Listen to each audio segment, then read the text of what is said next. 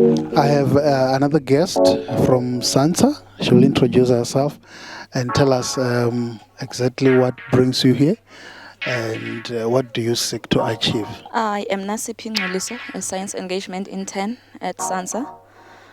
We are here in Venda district, Niani East and West.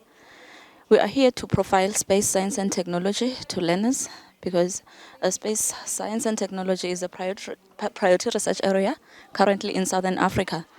So now we want to introduce learners to this field of space science and technology as early as in high school so that they can have their interest to study it further in university.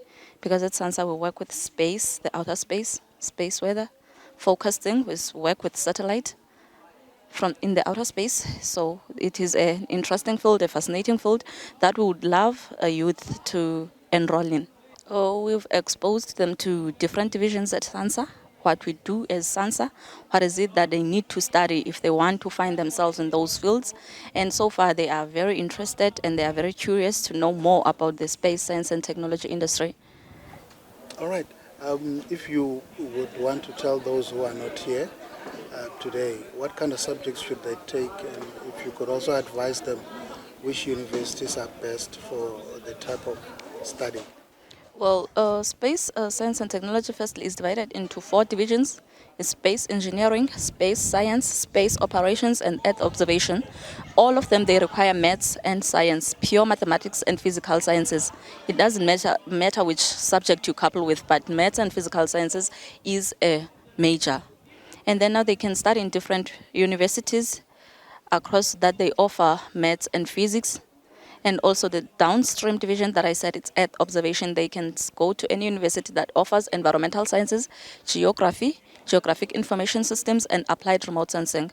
I know of University of Pretoria, University of Stellenbosch University, University of Forte, and Wits University. It's one of those universities that offer remote sensing and GIS. And any other universities that offer environmental sciences and geography, they offer GIS and remote sensing. If I want to become that person who talks about weather on TV, what should I study? Does it have anything to do with it? How is it linked? Okay, they study maths and physics obviously in high school, and then they go to university. They study meteorology or space physics, and then there is weather forecasting certificate. It usually takes one course after completing your 3-year degree in meteorology or space physics. What will you encourage them? Oh, I would encourage learners nowadays to focus on their studies, especially those that include science and technology, because now those are the scarce skills in Southern Africa that are needed out there. Yes, all right. Thank you very much. That was Nasiphi from SANSA.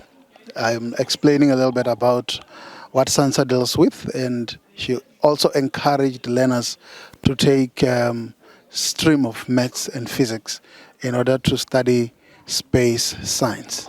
Thank you.